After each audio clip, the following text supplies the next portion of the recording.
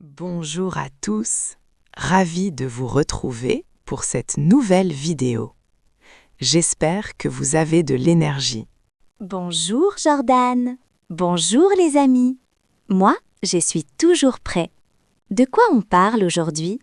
La dernière fois, nous avons parlé de la routine du lundi au vendredi. Aujourd'hui, on parle du meilleur moment de la semaine, le week-end. Ah, le week-end. Samedi et dimanche. J'adore ça. C'est la liberté? Exactement. Le week-end, la routine change. On ne travaille pas ou on travaille moins. Commençons par le samedi matin. Le samedi matin, je ne mets pas mon réveil? C'est ça. Tu dors plus longtemps. En français, il y a une expression spéciale. Faire la grasse matinée. Faire la grasse matinée. Ça veut dire quoi? Fat morning? C'est une image. Ça veut dire dormir tard le matin. Se lever à 10h ou 11h. J'adore faire la grasse matinée. Je reste dans mon lit. Après la grasse matinée, tu te lèves. Et souvent, le samedi, on doit faire les choses qu'on n'a pas le temps de faire la semaine. Oh non! Tu parles du ménage? Oui, je fais le ménage. Je nettoie la maison. Je lance une machine pour laver les vêtements. Je n'aime pas ça. Je passe l'aspirateur. Courage, Alex.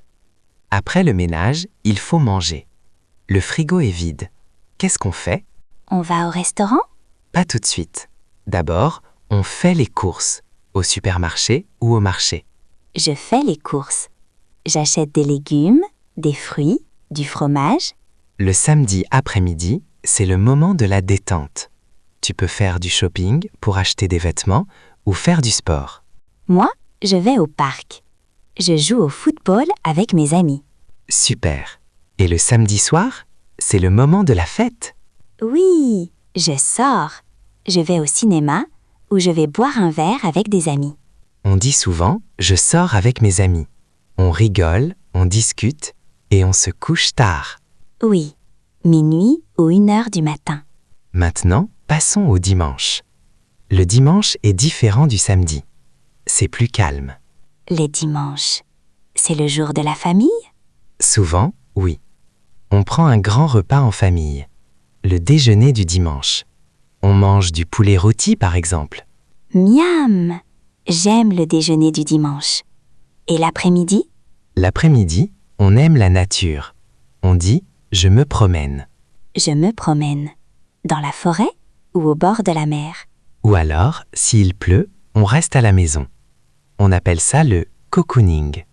On lit un livre, on regarde un film sous la couverture. Je me repose. Je ne fais rien. C'est parfait. Mais attention, le dimanche soir arrive. Oh non! Le dimanche soir, c'est triste. Demain, c'est lundi? Oui. Alors on prépare ses affaires pour la semaine et on se couche tôt. Fin du week-end. Pour bien mémoriser, imaginons deux personnages avec des week-ends très différents. Lucas et Emma. D'accord. Lucas et Emma. Dis-moi tout. Lucas est très sportif. Son week-end est actif. Il se lève tôt le samedi pour courir. Il court le samedi matin? Pas de grasse matinée? Non, pas pour Lucas.